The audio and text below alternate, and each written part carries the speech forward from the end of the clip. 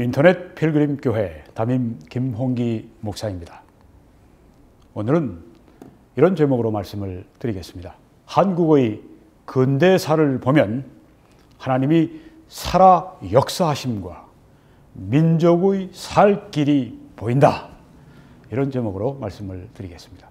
한국의 근대사를 보면은요, 하나님이 정말 살아계신 것과 그리고 하나님이 살아서 활동하시고 역사하시는 것을 우리가 볼 수 있습니다.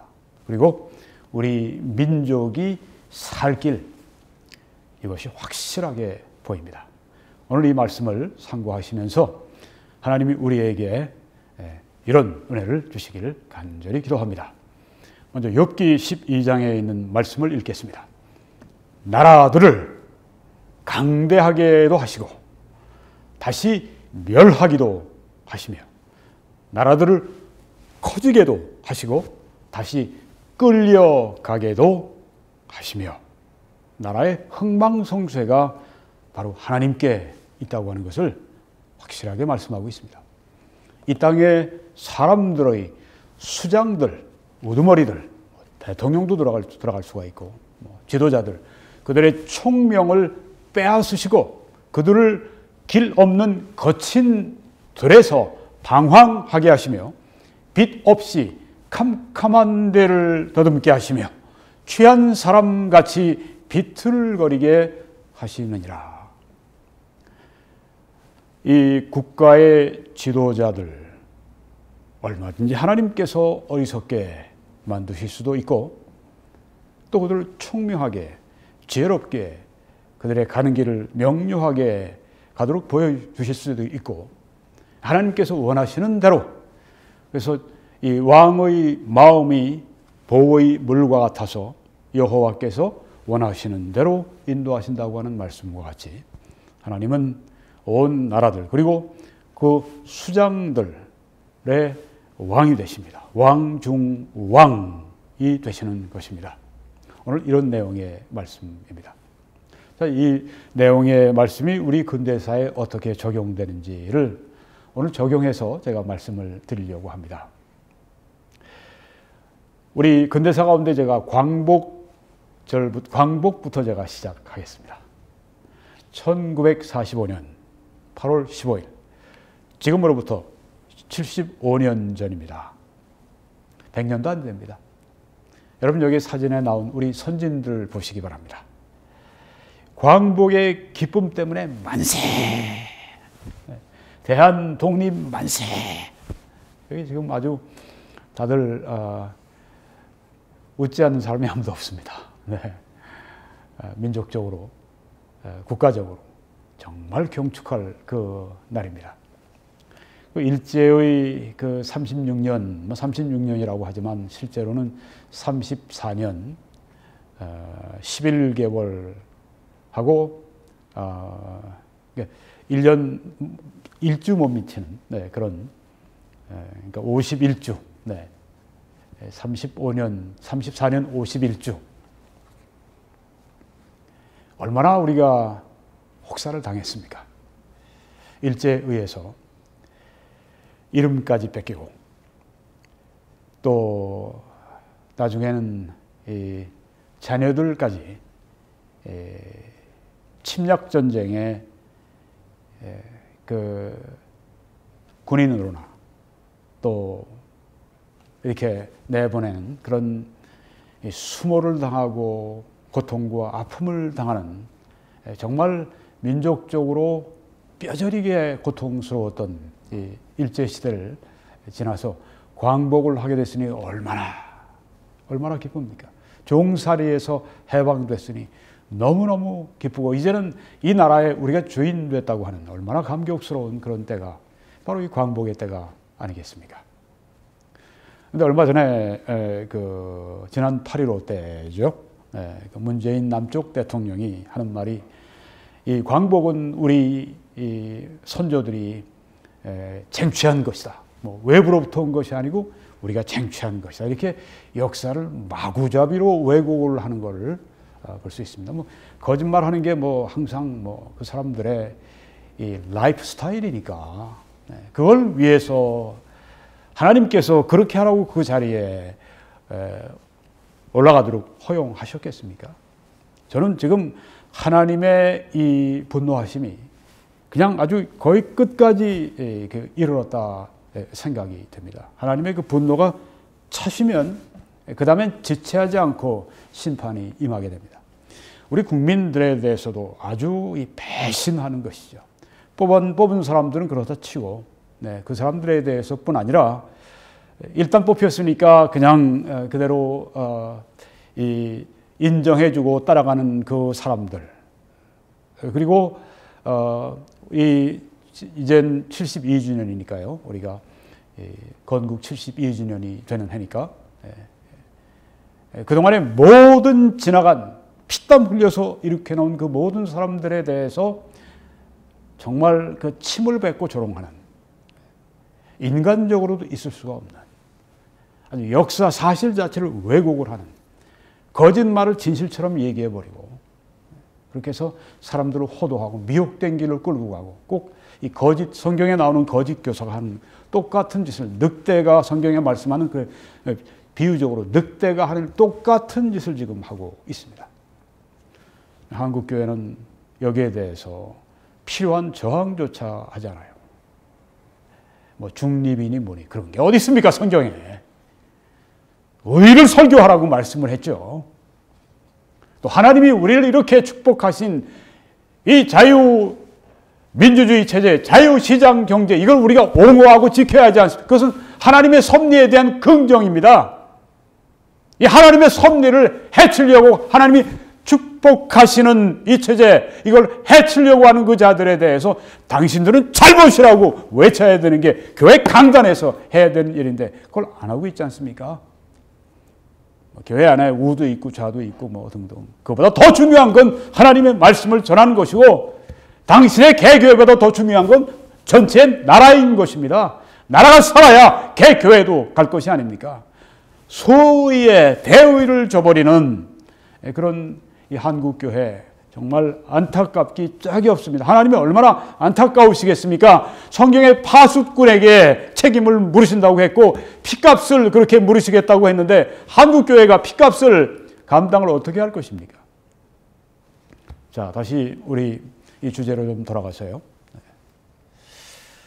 이렇게 이 광복이 왔을 때 이것은 우리 선조들이 피를 흘렸죠. 얼마나 독립투쟁을 위해서 애를 썼습니까? 정말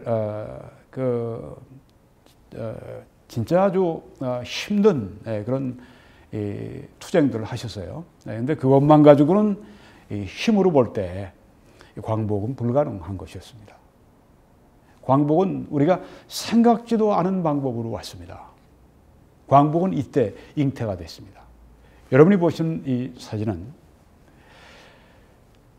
미국의 하와이, 펄 하버, 진주만에 지금 일본 이 비행기들이, 그러니까 1941년 전이니까, 어떻게 되나요? 59에 뭐 20 하면은 79년 전인가요? 거의 80년 전에.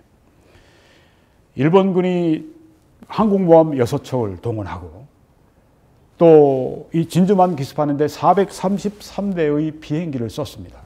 그렇게 해서 전혀 예상하지 않았던 때에 이 파라다이스 섬, 여기에 지금 태평양 함대가 주둔하고 있었는데 여기에 그냥 뭐 무차별적으로 선전포고도 없이 기습을 해버리고 말았습니다. 이때 2335명이 죽었습니다. 35명이 죽었습니다. 여러분이 보시는 이 전함은 아리조나입니다.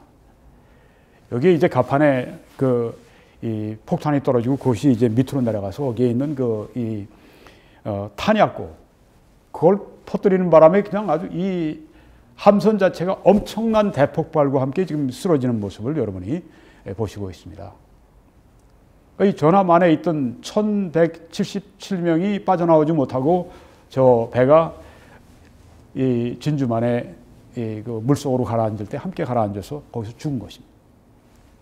그러니까 저 전함, 저게 그들에게는 무덤이 되어버린 것입니다. 지금도 진주만에 가면 저 전함을 그냥 끄집어내지 않고 그냥 거기다가 수장시켜 놨습니다. 그 안에 이제 아리조나의 장병들이, 아리조나 전함의 장병들이, 수병들이 거기에 잠들고 있어요. 그걸 아주 메모리알로, 아주 기념비로 그렇게 해서 그 2차 세계대전의 역사를, 이런 치욕의 역사지만은, 그리고 이런 아주 비극의 역사지만 기억하고 있습니다.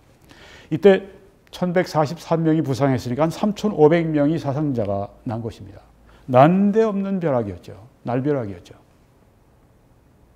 이것 때문에 미국이 그동안 참전을 꺼리고 고립주의로 그냥 하고, 우리는 유럽에서 전쟁이 벌어지던 여기 동남아시아에서 저 일본이 저렇게 제국주의로 전쟁을 벌이고 있던, 우리는 여기 이 섬과 같은 이 미국, 바로 이 아메리카 대륙에서 우리는 싸움에 참여하지 말자. 이게 아주 그때 주된 여론이었는데, 이때 아주 확 미국의 여론이 바뀌었습니다.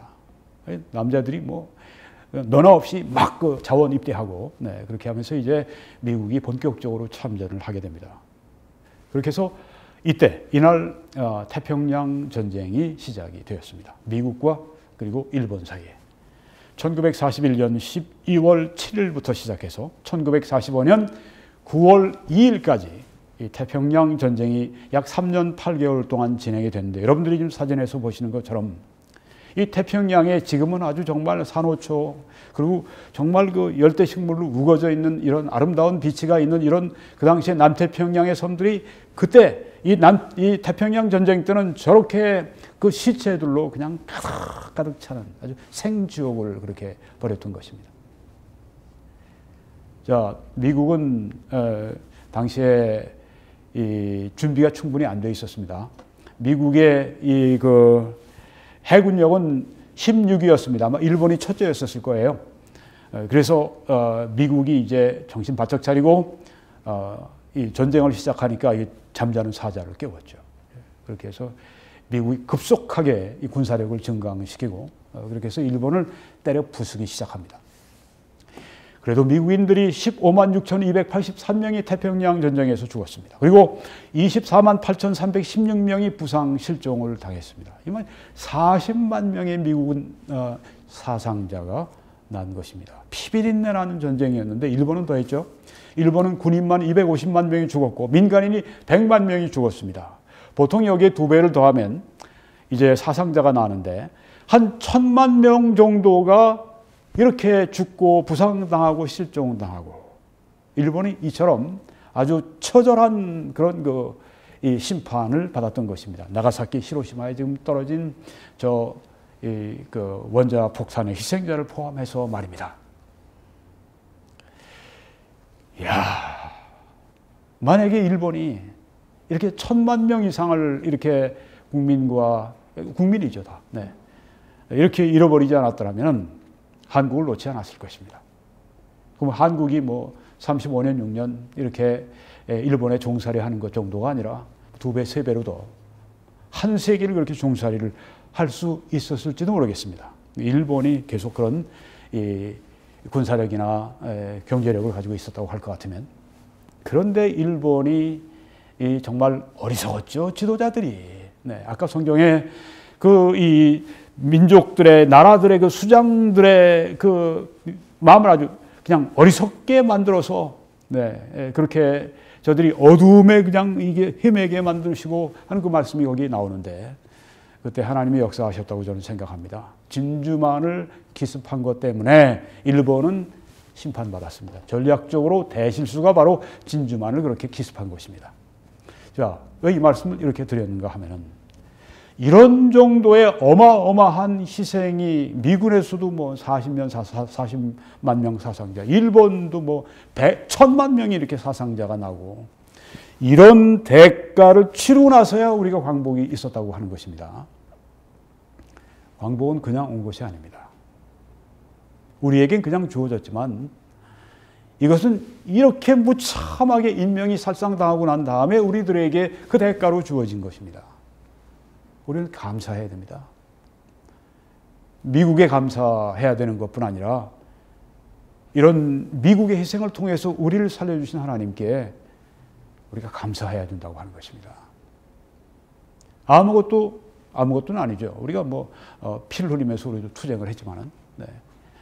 이런 어마어마한 대가를 치르고 난 후에야 우리에게 광복이 주어지게 된 것입니다. 하나님의 이 섭리, 우리 한민족을 살려주시는, 한민족을 구해주시는, 그리고 번영케 하시고 세계 역사에 긍정적인 역할을 하도록 그렇게 세워주시는 하나님의 역사가 우리 한국의 근대사에 아주 면면하게 보인다고 하는 것입니다. 세계 역사 가운데 아마 지난 세기, 20세기, 그때 뭐 미국, 아메리칸 센츄리라고 미국 사람들이 미국의 세기라고 얘기하지만 한국인들 입장에서 볼 땐 또한 코리안 센츄리입니다. 한국인들의 세기였었습니다. 이런 광복을 찾았으니 말이죠. 종살이에서 해방됐으니. 자, 이때 미국이라고 하는 나라 때문에 우리가 이렇게 종살이에서 해방이 됐습니다. 그 다음에 이 건국이 이제 3년 후에 있게 되는데 꼭 3년 지나서죠. 1948년 8월 15일. 이 기간 동안에 건국되기까지 얼마나 어려움이 많았습니까? 그때 한 70% 정도 되는 사람들이 우리는 사회주의를 원한다고 그런 통계가 나옵니다. 뭔지도 모르니까 그냥 막 땅을 공짜로 나눠주겠다고 하니까 네. 뭐 공짜로 주어지는 게 많다 생각하니까 사회주의 좋다고 그러고서 가는 겁니다. 공산주의자들이 이제 그 남한까지 먹을 수 있는 아주 좋은 분위기가 조성이 된 그런 때였었습니다.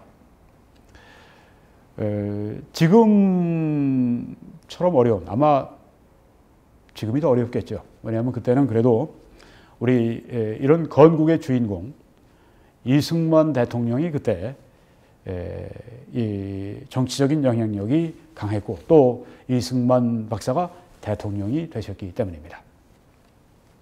자, 이렇게 이승만 대통령이 취임하실 때까지 1875년생이시니까 이제 48년이면 어떻게 되나요?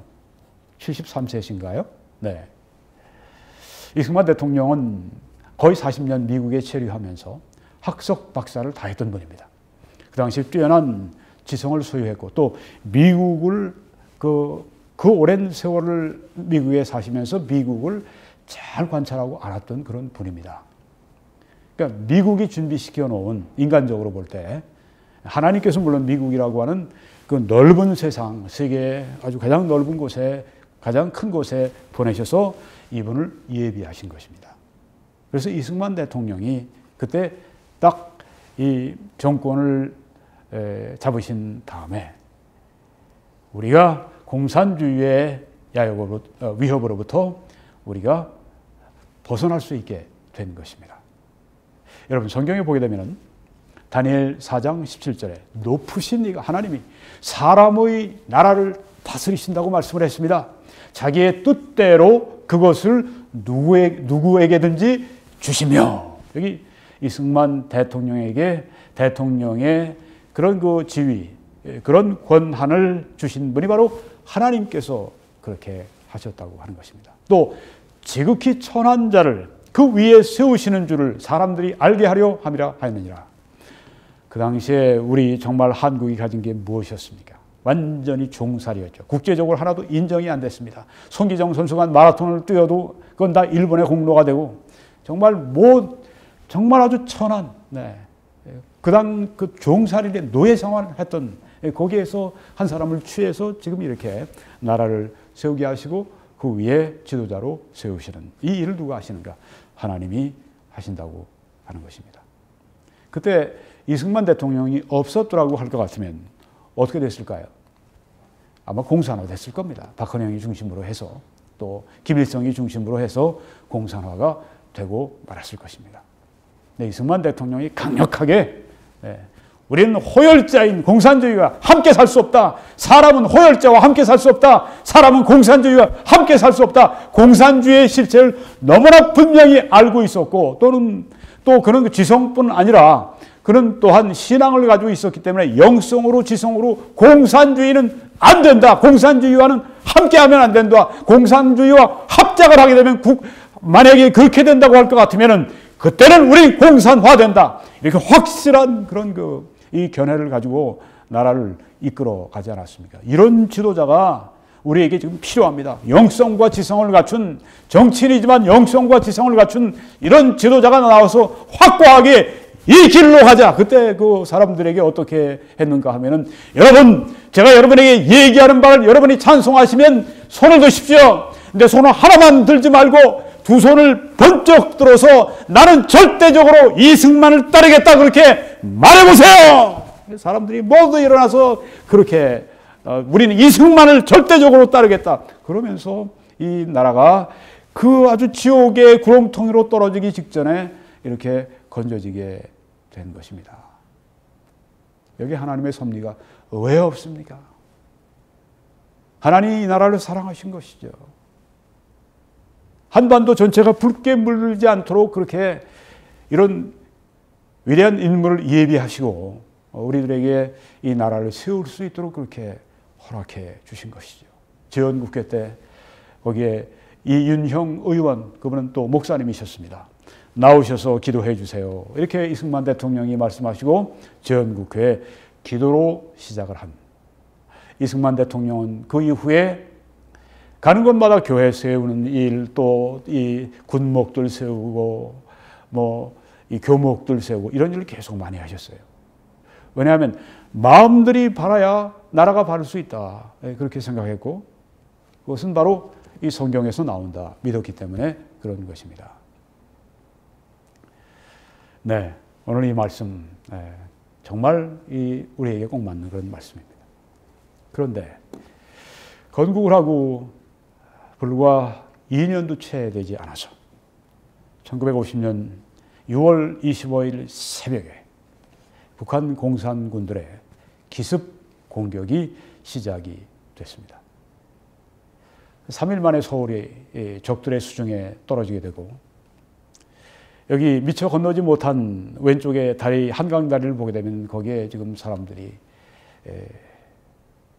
그 위를 넘어오다가 떨어져 죽기도 하고 비극 중에 비극.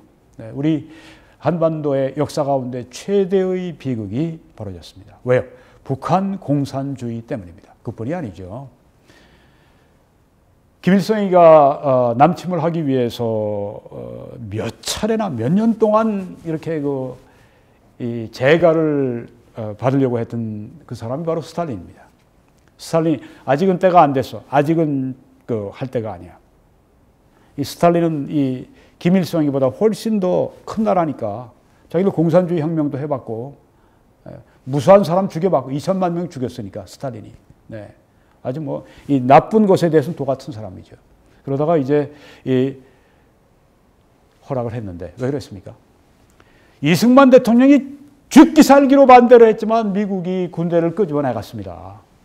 1949년 그때가 후반부 11월인가? 네, 그때 군사 고문관 500명만 남겨놓고 다 그냥 미군을 철수시키고 그 다음에 1950년 1월 달에 에치슨 라인을 그어버렸습니다. 국무장관이 여기까지 우리는 이 필리핀 그리고 또 일본 여기까지 우리가 선을 긋고 여기 한반도 그리고 또 대만 이거는 우리가 방어하지 않는다. 방어선을 일본과 필리핀으로 딱 그어버렸습니다. 그리고 이제 미군이 철수하고 나니까 어떻게 됐습니까? 5개월 후에 북한 공산군이 기회다. 미군이 떠났기 때문에 미국이 떠났기 때문에 이제는 우리의 기회다. 그러고선 내려온 것입니다. 여러분 보십시오. 미국이 떠나니까 한국이 전화로 그렇게 휩싸이지 않습니까? 하나님께서 섭리 가운데 우리나라는요. 우리나라는 그냥 홀로 자주국방할 수가 없는 나라입니다. 여러분 자주국방 하는데 좋아요. 그런데 중국과 싸워서 이길 만큼 그렇게 자주국방할 수 있어요? 못합니다. 죽었다 나도 못해요. 왜? 인구가 우리보다 얼마나 많아요? 몇십 배가 많은데. 그리고 땅이 얼마나 큽니까? 자원이 얼마나 많습니까? 어떻게 바로 이런 이 호전적인 이 중국 그냥 어떻게든지 집어삼키고 어떻게든지 억누르려고 하고 속국으로 삼으려고 하는 이런 그 중국, 나쁜 심보 가지고 있는 이런 중국, 이 중공 어떻게 싸워서 자주국방은 무슨 자주국방이에요. 우리 스스로 무장할 만큼 하지만 이런 열강 속에서 전에는 일본에 의해서 이 일제 강압 통치를 당하다가 미국에 의해서 풀어짐을 당했는데 이제 주위에 삼키려고 하는 게 그 소련과 또한 이 중공, 북한 둘러싸여 있는데 혼자 뭘 어떻게 해요? 혼자 놔두니까 미국 떠나고 나니까 이런 비극이 찾아오지 않습니까? 앞으로 미군 철수, 주한미군 철수 이렇게 말하는 이 종북주의자들, 그자들 처단하지 않으면요, 한국 이런 전쟁에 다시 또 이 소용돌이 속에 들어가게 됩니다. 이때 죽은 사람들이 이 모두 총 죽고 다친 사람들이 실종된 사람들이 600만 명에 이릅니다. 근데 앞으로 전쟁이 일어나면 더 무서운 전쟁이 될 것입니다. 무기도 훨씬 더 발달을 했고요. 6.25. 네. 미국이 우리를 떠나니까 이런 6.25가 발생을 하게 된 것입니다. 미국이 그런데 참전을 합니다. 기가 막히죠. 6월 25일 날 그렇게 전쟁이 터지고 난 다음에 떠난 미국이 다시 돌아옵니다. 얼마나 감사합니까? 1950년 7월 1일 날 스미스 부대로 알려져 있는 한 대대가 급히 부산항에 상륙을 해가지고 오산으로 이제 올라갑니다. 준비도 안 됐죠. 2차 세계대전 하고 난 다음에 끝난 다음에 미국이 완전히 유포리아가 돼가지고선 이제는 평화 무드로 빠져가지고 군사력이 확 떨어져 있는 그때 이런 일이 일어난 것이니까 미군도 충분히 준비가 안 돼 있었고, 네. 그렇지만 어떻든 미국이 참전을 했습니다. 미국이 참전할 수 있도록 그리고 유엔군이 참전할 수 있도록 또 이 국제 정세가 안전보장이사회에서 뭐 소련이 빠지고 뭐 어쩌고 뭐 그런 일들이 일어나는 게 그게 기적 같은 일들이 일어나서 미국이 이렇게 짧은 시간 동안에 참전을 했고 그래서 우리나라가 지켜지게 된 것입니다. 그렇지만 준비가 안 된 우리 국군, 그리고 준비가 안 된 이 미군 처음에 수세에 몰려서 결국은 낙동강까지 뭐 대전에서는 별 둘짜리 그 워커 장군인가 하는 분이 그 생포되기도 하고 뭐 죽기도 하고 뭐 그냥 뭐 낙동강 전선에서 그냥 죽을 똥 살 똥 밀릴까 안 밀릴까 여기서 이제 밀리게 되면 완전히 현해탄으로 밀려 내려가는 그런 시점인데 일본으로 한 20만 명인가를 소개하도록 그렇게 뭐 계획까지 짜고 그런 아주 긴박한 순간에 어떤 일이 일어났습니까? 그때 바로 이 인천 상륙작전이 감행이 됐습니다. 5,000분의 1 확률 미국 합참 전부가 다 반대한 오직 메가더만 그렇게 결정하고 찬성한 이 인천 상륙작전, 그 간만의 차가 너무 크고, 그리고 또 이 조수 그 시간대도 너무 짧고, 이건 상륙작전하기에 영 부적합하니까 5,000분의 1로 성공 확률이, 그래서 미 합참본부가 다 반대한 여기에 바로 그것이 기회가 될 수 있다고 그러고선 이렇게 도박까지 한, 네. 정말 도박이죠. 5,000분의 1 확률로 인천 상륙작전을 전쟁 영웅 이 메가더가 성공을 시켰습니다. 1950년 9월 15일 일입니다. 그다음부터 우리가 이제 수세가 완전히 바뀌어서 우리가 공세를 취하게 되었죠. 사무엘상 17장 41절에 보니까 전쟁은 여호와께 속한 것인즉 그가 너희를 우리 손에 넘기시리라 이렇게 말씀을 했습니다. 전쟁의 성패는 하나님께서 결정을 하시고 그때 우리를 살려주시기 위해서 네. 그때 일사후퇴 때 우리 기독교인들이 많이 남하를 했습니다. 많은 분들이 남쪽으로 내려와서 남쪽 교회가 이제 아주 커지게 됐는데요. 부흥하게 됐는데요. 그때 피할 자리가 있었죠. 남쪽은 그래도 그 자유의 땅이니까 북쪽에 있는 박해받는 공산 땅에 의해서 박해받는 그리스도인들이 내려올 땅이 있었습니다. 지금은 어떻습니까?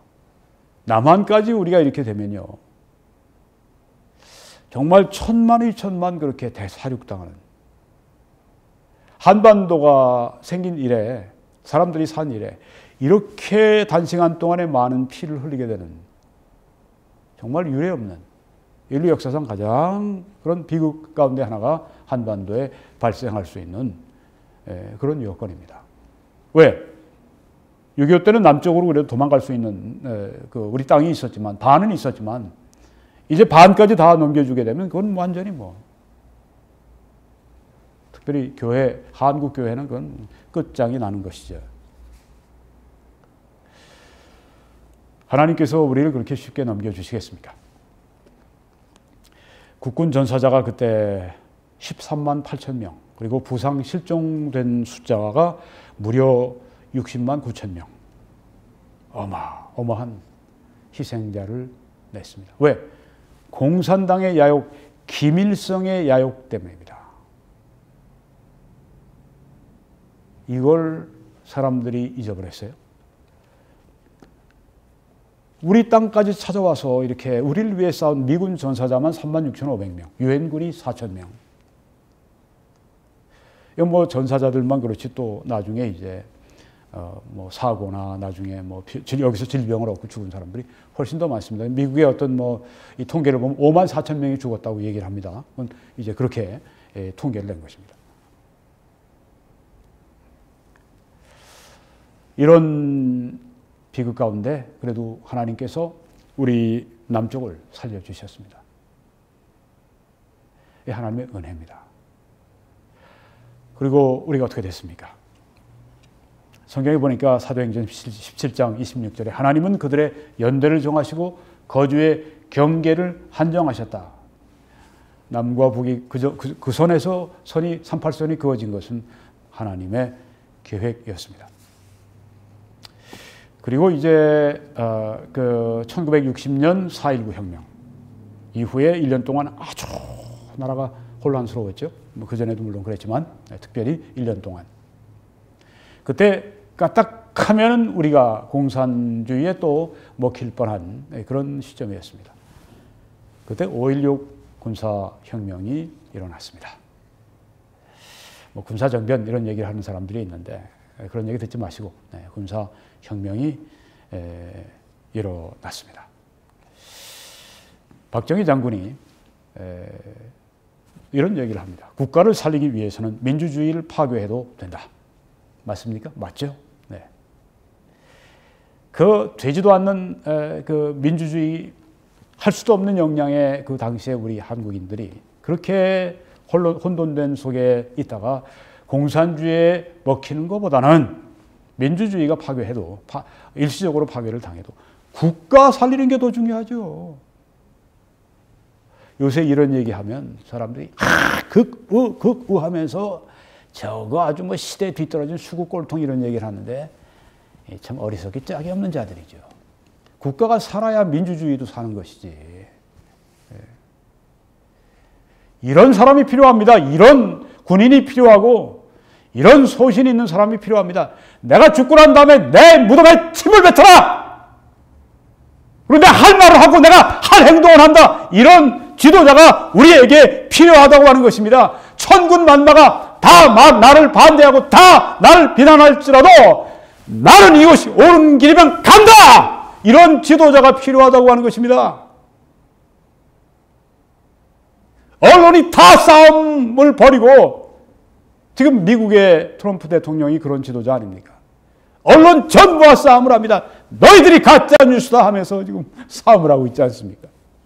그러니까 미국의 경제가 일어나고 미국이 다시 지금 강력한 국가로 그렇게 또 강력해지니까 선을 행할 수도 있는 거죠. 이번에 이란 다루는 거 보십시오. 그렇게 강력하니까 이란이 그냥 아주 꼬리를 확 내리지 않습니까? 로그 네이션이 깡패 국가들이. 하나님이 이런 지도자를 우리들에게 세워주셨습니다. 네. 박정희 대통령 집권하기 전에 한국의 민주주의에 참 어려움이 많았습니다. 네. 이렇게 박 대통령이 얘기를 했습니다. 민주주의를 악용을 해서 나라를 파괴하는 사람들이 있기 때문에 민주주의적인 방식으로 도저히 나라를 구할 수 없다고 할 것 같으면 한시적으로 민주주의를 파괴하고 나라를 살려야 한다. 아멘, 맞습니다. 나라부터 살려놔야 합니다. 그때 나라가 살았으니까 오늘 민주주의가 살아날 수가 있었던 것입니다. 나라가 살아났고 그 다음에 산업화가 성취가 되니까 그 다음 민주화가 일어날 수 있었습니다. 왜? 산업화에서 중산층이 생겨나고 나니까 민주주의를 제일 해친 사람이니 뭐니 쓸데없는 쓰레기 같은 잡된 소리 집어쳐. 박 대통령이 있었기 때문에 나라를 구했기 때문에, 그리고 산업화에 전력을 기울였기 때문에 산업화로 말미암아서 중산층이 생겨나고, 그래서 민주주의가 온 걸 왜 몰라? 민주주의는 하나님이 아니다. 맞는 말이죠. 맞는 말이죠. 네. 나라를 살리기 위해서 민주주의를 한국식으로 제한할 수 있다. 네. 오늘날 문재인 세력들이 이거 봐라! 박정희도 그랬으니까 우리도 그런다. 웃기지 마라. 지금은 박정희 시대와 다른 때다.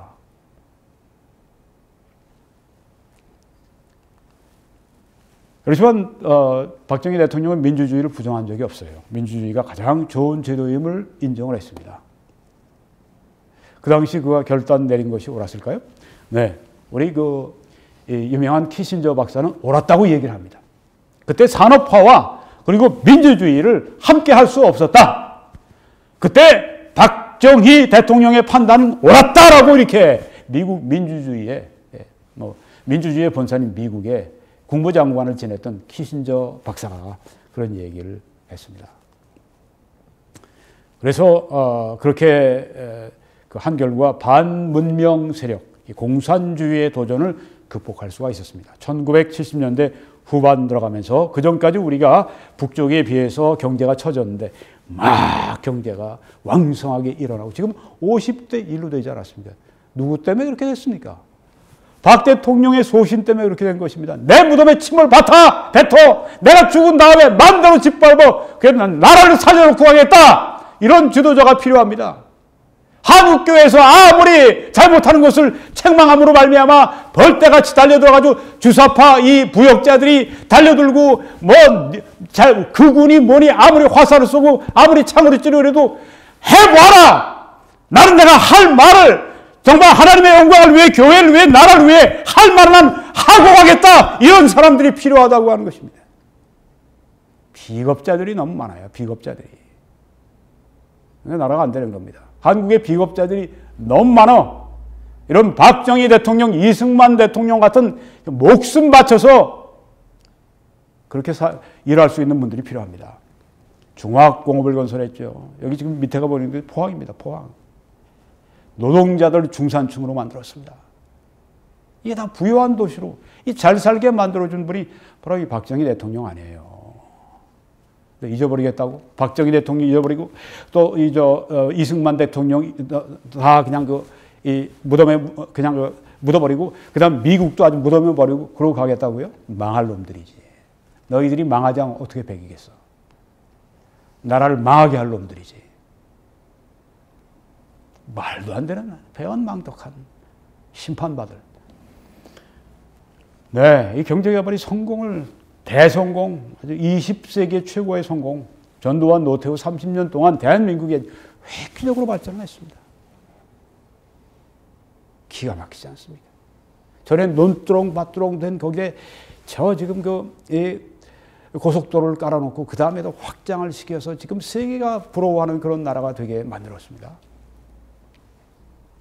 이런 지도자를 내신 하나님 정말 감사하지 않습니까? 그리고 세계 진보 세력인 해양문화권과 연대했습니다. 미국과 일본과.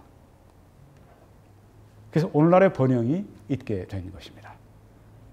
그런데 오늘날 이 거꾸로 가는 세력들, 진짜 이 수구 꼴통 이 좌파, 좌빨, 주사파 세력들, 완전히 대륙의 전체주의 세력과 그 문화권과 우리를 아주 합치기 위해서 그리고 지금 우리를 끌고 가고 있는데 절대 끌려갈 수 없죠. 네. 우리가 목숨을 버리는 한이 있더라도 끌려갈 수가 없죠. 그때는 이승만 대통령, 박정희 대통령이 피를 흘리고 싸웠지만 지금은 우리가 그렇게 싸울 때입니다. 대한민국과 또한 그 안에 있는 한국교회를 위해서 우리가 싸울 때입니다. 시편 22편 28절에 나라는 여호와의 것이요 여호와는 나라들을 통치하심이로다. 이게 다 하나님의 손 안에서 하나님의 역사 가운데 이루어진 것입니다. 욥기 12장 23절에 나라들을 강대하게도 하시고 다시 멸하기도 하시며 나라들을 커지게도 하시고 다시 끌려가게도 하시며 복을 받으려면 복을 받을 수 있는 생각과 마음과 행동이 필요합니다. 우리가 오늘 이 말씀과 오늘 여러분 그 설교를 들으시면서 우리가 이 길로 나가야 되는구나. 네. 우리가 미국과 함께 가야 합니다. 왜? 그것이 하나님이 정하신 길이기 때문에 그렇습니다. 하나님이 우리를 번영하게 하신 길, 하나님이 우리의 생존을 가능하게 하신 일, 하나님이 우리가 이렇게 발전하고 우리가 이렇게 잘 살고 우리가 이렇게 해서 나눠줄 수 있고 우리가 이렇게 해서 교회도 발전하고 성장하고 이렇게 세계 선교하고 이렇게 하나님께서 그렇게 하시기 위해서 기독교 국가인 미국을 우리와 함께 동맹을 맺게 하시고 미국이 우리가 뭐가 필요가 있다고 우리하고 동맹을 맺어요. 그런 나라와 우리가 이렇게 가까이 동맹을 맺게 하시고 이 길을 걸어가게 하신 이 하나님, 우리를 번영케 하시고 복 주신 이 하나님, 이 길을 우리가 벗어나게 되면 저주를 받을 것입니다. 한국 백성 저주를 받을 것입니다. 이 길을 떠나게 되면 한미동맹 튼튼하게 강화해야 됩니다. 한미동맹 강화하기 위해서 애쓴 분들은 다 하나님의 일꾼들입니다. 다 교회의 일꾼들이고 민족의 일꾼들이고 생명을 바쳐서 그 일을 하는 분들은 진짜 애국자 중에 애국자들입니다. 여러분 이 싸움을 하는데 그런데 우리가 함께 합쳐서 합시다. 서로 싸우다가 집안에서 싸움하다가 보면 밖에 나가서 성공하는 그런 사람 아무도 없어요. 우리가 집안에서 아무리 우리가 서로 주장이 우리가 서로 옳다고 하더라도 그것을 어떤 선에서 봉합하고 합쳐가지고 그리고 우리가 한 목적을 향해서 함께 나가지 않으면 우리는 싸움에서 이길 수가 없습니다. 명심하셔야 합니다. 하나님이 우리 편이시지만 우리가 만약에 분열하고 우리가 서로 싸운다고 할 것 같으면 하나님의 축복을 우리가 받을 자격이 없게 되는 것입니다. 한국의 근대사를 보면 하나님이 살아서 역사해 주심과 우리 민족의 살 길이 보인다. 이런 제목으로 말씀을 드렸습니다. 하나님께서 여러분과 우리 한민족 위에 크게 복 주시기를 간절히 기도합니다.